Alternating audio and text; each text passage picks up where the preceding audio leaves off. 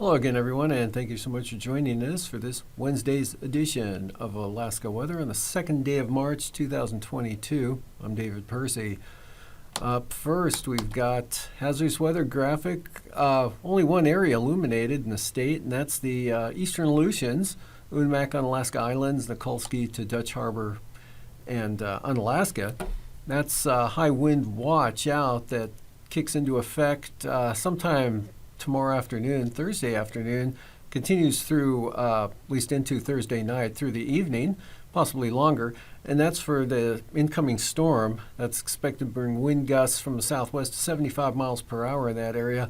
Pretty strong winds will affect the Alaska Peninsula as well, about the same, but the warning or the watch area out for the eastern Aleutians. Otherwise, satellite imagery showing system moving across the Alaska Peninsula today and into Bristol Bay by mid-afternoon, just leaving the north coast of the Alaska Peninsula there. And that brought gusty winds, rain and snow to Kodiak Island into Bristol Bay and Kuskokwim Bay, with Kodiak seeing only about 0.15 of an inch of precipitation that fell in the form of rain and snow in the last 12 hours, but winds gusting anywhere from 30 to 40 miles an hour. Some locations, Kodiak Island, seeing higher gusts than that. And also moisture, rain, and snow, mostly snow spreading up into Seward, kind of a wet snow, temperature just a shade above freezing, light snow all day, about maybe an inch of wet snow falling accumulation there, and some moisture across southern Cook Inlet.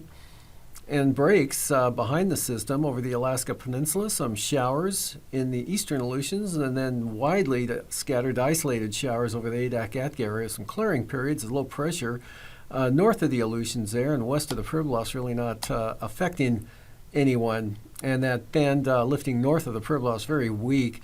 Otherwise, in advance of the system coming northward, kind of wind flow turned offshore, downsloping, gave some sunshine to Cook Inlet and to the Manistee-Sitna Valley today. Some breaks over the Copper River Basin as well, and diminishing showers and some increasing clearing over the Panhandle today with light winds. And clouds up over the North Slope and Arctic coast there with a trough, but not much in the way of precipitation up that way. And you can see the low center, 989 millibar low, moving into southern Bristol Bay today, and then the stronger one out over the Bering Sea, kind of out there by itself in the western Bering Sea, and just minimal effects on the Aleutians currently and into the Fox Islands as well. And higher pressure really decreasing the shower activity over the Panhandle, just scattered showers this afternoon, some clearing, and also areas of clearing over the interior of the state with pretty light winds, but again gusty with that low pulling up in toward Bristol Bay. Cape Newenham, again, gusts 45 to 50 miles an hour, and anywhere from 25 gusts 45 over the southwest interior. For tonight, look for areas of snow from Bristol Bay all the way up across the Seward Peninsula, more of a snow shower condition from Buckland, Shishmaref up toward Kotzebue, Kivalina, and then some areas of flurries, call it, for the western Arctic coast, dry over the central and northern interior. Eastern Arctic coast, dry with some areas of clearing, and that front increasing the rain and snow in southern Alaska, be in the form of snow with any elevation at all, and mostly mixture of rain or snow along the coastline, spreading eastward, possibly as far east as Yakutat. Pretty dry evening and overnight period for the Panhandle with light winds and some clearing. And frontal boundary there, staying west of the Pribilos, another front pushing some rain and snow into the western Aleutians. Wind's not much of a factor with that one, but a much stronger system. They're just now beginning to affect the Fox Islands late tonight, actually more during the morning hours tomorrow and tomorrow afternoon. You can see 969 millibar low pulls north of Unalaska Island by late in the afternoon. And a high wind watch out, gusts 75 miles an hour from the west and southwest for the Unalaska area. First, there'll be a pickup in the winds in advance of the front, and then they'll drop off as the low center moves across the islands. They'll pick back up again tomorrow afternoon and tomorrow evening as that low center pulls north and you get the strong pressure rises and the forcing with the low north of the islands now. That same sort of pattern will exist also for the Alaska Peninsula. Cold Bay could easily see gusts of 70 miles per hour, kind of a classic wind pattern set up there for the peninsula area, especially Cold Bay and that channel terrain. And wind and rain and snow on the increase up the Aleutian Range to Bristol Bay. Areas of light snow over the western interior all the way up to, call it Cape Lisburne, maybe not quite to Point Lay, and some flurries up the Yukon River Valley, a certain extent there, cutting off around the Koyukuk Valley, and some light snow over southern Alaska, North Gulf Coast, Kenai Peninsula, Prince William Sound, scattered snow showers along the Alaska Range. Another dry day there for the southeast coast for Thursday. And then the outlook for Friday, that low tracks northward, slowly weakens. Western Norton Sound by the afternoon, Friday, mid-afternoon. Snow and blowing snow in the tight gradient there on the eastern quadrant of that system, working from south to north and then improving from south to north. You can see the wind and snow tapering off down toward Togiak Bay, Dillingham, and a nice afternoon for Bristol Bay and the Alaska Peninsula. Some scattered snow showers from about Nelson Lagoon westward to the Fox Islands, but nothing significant. Some clearing for Adak and Atka. Next system bringing more snow and increase in the winds late on Friday for the western Aleutians. Then a warm front spreading moisture all the way up to the North Gulf Coast, southerly flow with high pressure over the Panhandle, and then that low track from south to north there across western Alaska. So the next one's still south of the Alaska Peninsula, but southerly flow, see surges of moisture lifting northward with increasing intensity starting late Friday afternoon for the North Gulf Coast. The heavier precipitation well to the south there with that warm front, that just barely grazing Kodiak until probably Friday night. And for the lows tonight, 20s, lower 30s for the Panhandle, or upper 20s for the North Gulf Coast, and 25 to 32 south central Alaska, 25 to 30 for south central Alaska along the coast, Seward to Homer, Seldovia, lower 30s, upper 20s, lower 30s, Bristol Bay. Kodiak Island lows should stay above the frost point, at least at the state airport. Other areas will drop possibly into the upper 20s. And 30s to, or lower to mid-30s for the Alaska Peninsula, eastern Aleutians, upper 20s to near 30 for the central and western Aleutians, as well as the Pribilos, low near 30 for St. Paul, mid-teens, St. Lawrence Island, single numbers to lower teens for the Seward Peninsula, and 0 to 5 below upper Yukon Valley and the eastern Brooks Range, as well as much of the Arctic coast and North Slope. Moving on to the highs for Thursday afternoon, single numbers on the Arctic coast, mid-20s, possibly upper 20s around Delta Junction for the central interior. Otherwise, mid-30s for the southern Kuskokwim Valley to 35 to 40 for Bristol Bay, near 40 for Kodiak Island, lower 40s there for Homer, Seldovia. Otherwise, upper 30s, Kenai, Soldotna, Anchorage, Broadview, Alyeska, up into the Susitna Valley. Upper 20s for the Copper River Basin, and mid to upper 20s there for the greater Fairbanks area over toward Eagle, and upper 30s to lower 40s for the southeast coast. And looking at lows for Friday morning for the Panhandle, a little cooler mid-20s from Yakutat in toward Juneau up to Haines, Skagway, and upper 20s to lower 30s for the central part of the Panhandle, but around 30 down south toward Prince of Wales Island, Heidelberg, over to Metlakatla, probably upper 20s over toward Misty Fjords. Otherwise, looking below zero there for Friday morning, 5 to 10 below for the Yukon Flats up to Arctic Village, and single numbers from Chandelar Lake, Anatuvik, down in toward Bettles, mid-teens for the Kobuk Valley, lower Koyukuk, and then lower 30s to upper 20s, a little cooler out toward the coastline there, and milder inland for a change, near 20 for St. Lawrence Island. I'll be followed by highs Friday afternoon, 5 to 10 for the Arctic coast, and maybe 10 to 15 for the North Slope. Same thing for the Brooks Range. Upper teens for the Yukon Flats area, Fort Yukon, Beaver, Chalk-Yitzhak, and lower 30s for the central Tanana Valley. Upper Tanana Valley, upper 20s for the most part, near freezing for the Copper River Basin at Gulkana. Some areas a little above freezing, other areas staying a little below. Otherwise, not bad. South Central Alaska, upper 30s in the Susitna Valley, 40 to 45 from Anchorage, Palmer, all the way down to Homer, Seldovia, and the Kenai Peninsula, and upper 30s to lower 40s for your lows for the southeast coast, and Kodiak Island, highs in the lower 40s, upper 30s to lower 40s with 41, the forecast high at King Salmon, Igagik area, near 40 for the Alaska Peninsula. Unalaska pushing into the lower 40s and just nudging above freezing there at St. Paul, not quite making 40 though for Adak and Atka, mid-30s for the Aleutians, and out in the Bering Strait area, mid-20s, but 34 at Homer. And now, aviation weather around Alaska. And on to flying weather, VFR Arctic coast, north slope through the Brooks Range right into the north central interior from Kotzebue eastward to the Yukon Flats. The marginal VFR there toward the eastern interior, north of the Alaska Range, in toward Fairbanks, and along the mid and lower Yukon River Valley. IFR southwest coast into Bristol Bay, St. Lawrence Island, and a band with that front out across Amchitka Island in the western Aleutians. And some IFR starting to slip on up toward the Fox Islands, and IFR Prince William Sound to the central coast of the Panhandle. And then for the afternoon,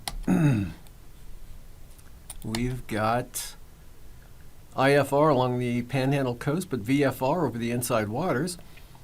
IFR Prince William Sound, and marginal VFR pushing into the central Copper River Basin and eastern Turnagain Arm, southern Kenai Peninsula, Kamishak, Kachemak Bays, Kodiak Island, Fognak Island, the Barrens, VFR northeast Copper River Basin and the central and eastern interior. Some marginal VFR along the southern slopes of the Brooks Range becomes a little more expansive along the northwest coast of the Seward Peninsula.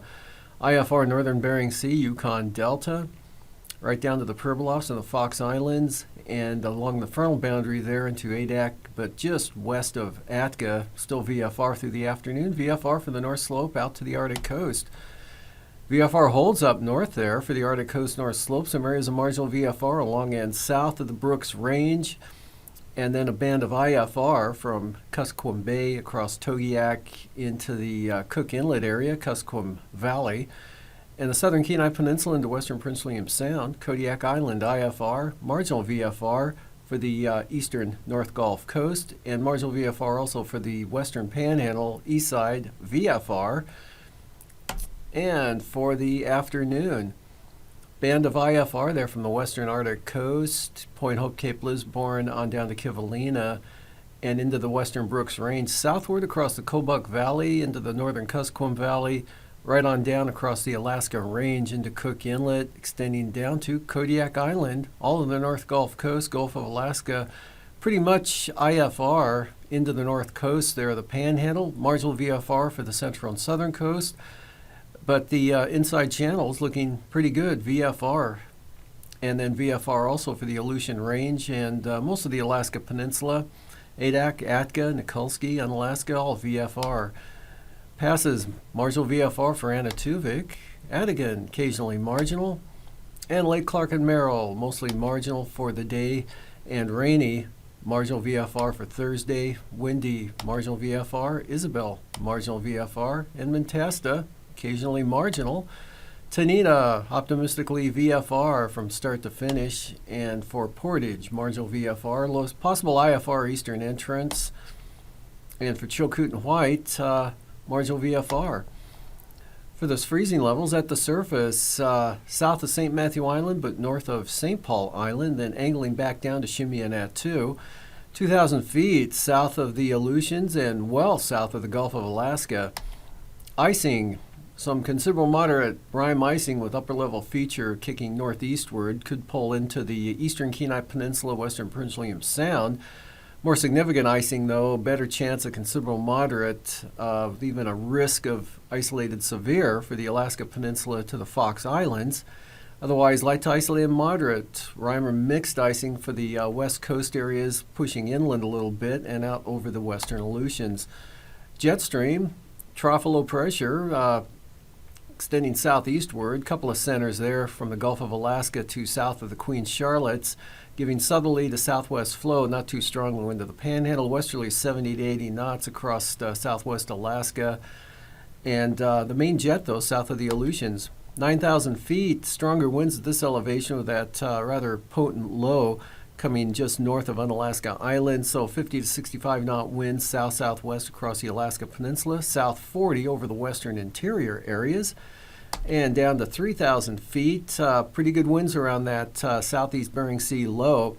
55 to 75 knots wrapping around that center, and then westerlies 40 to 45 over the western Aleutians, south 35 over the western interior. Pretty light except 40 knots right over Prince William Sound and off the southeast coast. Look for severe turbulence below 5,000 feet there for the Alaska Peninsula, otherwise light to isolated or considerable moderate below 8,000 feet over the Alaska Peninsula and eastern Aleutians. It's kind of hard to explain how important weather is to our job. I mean, it really affects everything we do. In 2018, NOAA launches the GOES-S satellite, which takes its place in orbit as GOES-17. Working together with GOES-16, the two new geostationary weather satellites will provide constant watch over the United States and the Western Hemisphere, from the west coast of Africa all the way to New Zealand, helping monitor severe storms, wildfires, and daily weather patterns. Since its launch, NOAA's GOES-16 satellite has already demonstrated its critical capability for keeping our nation weather ready. Throughout the active 2017 hurricane season, GOES-16 delivered imagery with detail and clarity never achieved before, with 4 times greater resolution than previous NOAA satellites, and delivered this imagery faster than ever before, helping forecasters predict the path of a storm and where and when it will intensify. These accurate and timely forecasts allowed for emergency managers to prepare for evacuations, map flood areas, and save lives. So the weather matters. The weather matters before the weather happens, and the weather matters after the event happens, because what we're able to do to prepare, allocate resources, provide information to the public through the media beforehand, and what we're able to do afterwards, how and when the waters are going to recede, so we know we can get vehicles with life-saving food and shelter equipment down a particular highway. All of that depends on the forecast. In the GOES West position, GOES-17 will be able to provide critical data for the westernmost United States, Alaska, and Hawaii. We're talking about getting data updates in just seconds, so we can quickly spot wildfires and closely monitor the wind direction and their intensity. The crispness of the data coming in at a faster rate will also help with fog forecasts. We can see the moment the stratus starts to develop or when it starts to move out. Like GOES-16, GOES-17 carries a suite of advanced instruments, including tools for sophisticated earth sensing, lightning detecting, solar imaging, and space weather monitoring.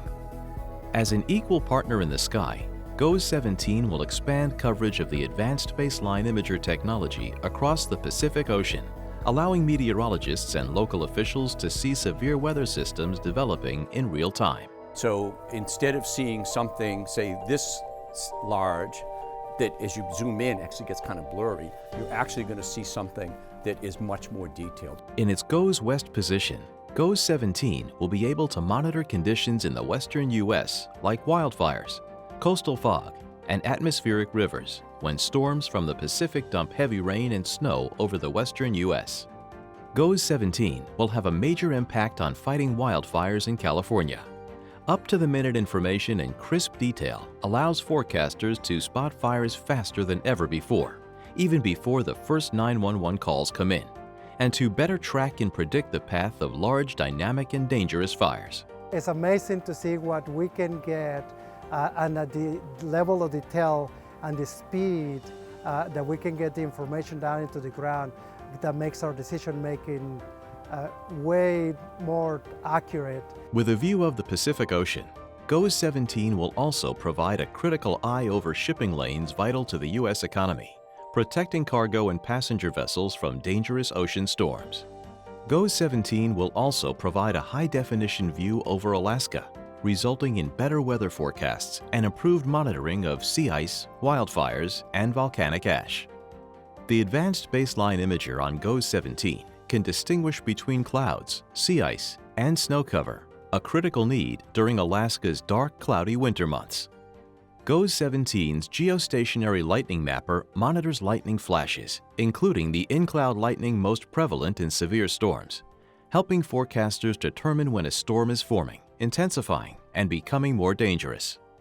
Thanks to GOES-17, emergency managers will be equipped with more accurate weather predictions and faster warnings, providing a real impact saving lives and protecting infrastructure.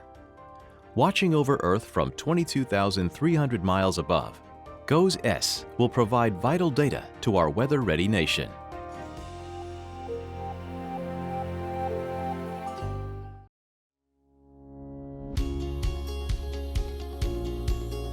Hi, I'm JPSS. I'm a high-tech weather satellite that orbits our planet. I do something called a polar orbit. I circle the Earth from North Pole to South Pole, over and over, while the Earth spins. While I do that, I get lots of information about what's going on around the globe. I watch storms, clouds, and rain. I take the temperature of the ocean, measure air quality, ozone health, and take pictures of the land and sea. This information is used for all kinds of things. It helps us take care of our coasts and oceans and all the amazing things that live there. It helps us monitor harmful weather events like floods and droughts and measure the health of the environment. Most importantly, it helps us predict weather 3 to 7 days in the future. That means I can be a big help ahead of storms, where future warnings are important. I send information to the National Weather Service. They use the information to create forecasts. The forecasts are shared with people all over the country to help prepare for weather emergencies. So you look to the sky and wave. I'll be flying by.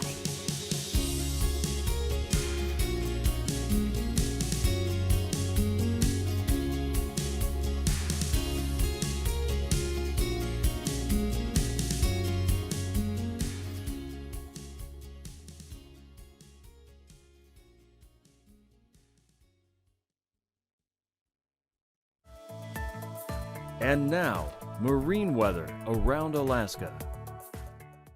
Welcome back. Looking at coastal water forecast, south coast, outer coastline of the Panhandle, south to southeast winds 10 to 15 to 20 knots for the day Thursday, 5 to 6 foot seas, small craft advisories on the north coast, wind southeast 25 knots. Light winds over the Lynn Canal Glacier Bay area, mostly out of the north at 10 knots. Stevens Passage, same thing, north winds 10 knots, seas 2 feet. Light variable winds for the southern inner channels with seas 2 feet or less. And moving on to the day Friday, west northwesterlies on the south coast 10 to 15 knots, seas just under 10 feet. And then a little stronger winds up north, southerlies 15 to 25 knots, Lynn Canal Glacier Bay, Stevens Passage, southeast winds 10 knots, seas 2 feet. And southern inner channels, Clarence Strait area, north winds at 10 with 2 foot seas. And looking ahead, moving westward, Prince William Sound, small craft advisories, east winds 25 knots, seas 6 feet. North Gulf Coast, small craft advisories, east winds 30 knots, and southwest winds at 20 knots for the Barren Islands, Kamishak Bay. Otherwise, Cook Inlet, small craft advisories, northeast winds 25 knots, seas 5 to 8 feet. And for the day Friday, still small craft advisory, southern Cook Inlet, south winds pretty brisk at 30 knots with 9 foot seas, much lighter north of the Forelands, and from the southeast coming down to 15 knots, seas subsiding to 3 feet. Prince William Sound, small craft advisories, east winds 25 knots, North Gulf Coast gale warnings, east-southeast winds 30 to 35 knots, and gale warnings also for Kamishak Bay and the Barren Islands for southeast winds at 35 knots. Kodiak Island, winds southwest 20 to 25 knots, seas 11 feet. Gale warnings for the Alaska Peninsula, southeast sustained 45 knots. Gale warnings also for Bristol Bay, southeast winds 35 knots, and 40-knot winds in the forecast from Sitkinak to Castle Cape from the southeast. And then on Friday, Bering Sea side of the Alaska Peninsula, southwest winds 45 knots with 20-foot seas, and those winds move northeastward and then turn southerly across Bristol Bay at 45 knots, seas at about 15 feet. Otherwise, Pacific side of the Alaska Peninsula from Cape Sarachev to Sitkinak, southwest winds 25 knots, 30-knot winds in the forecast for Kodiak Island from the northwest, and in the case of Shelikof Strait from the southwest. Fox Islands, kind of a split difference here between Unimak Island and Unalaska Island.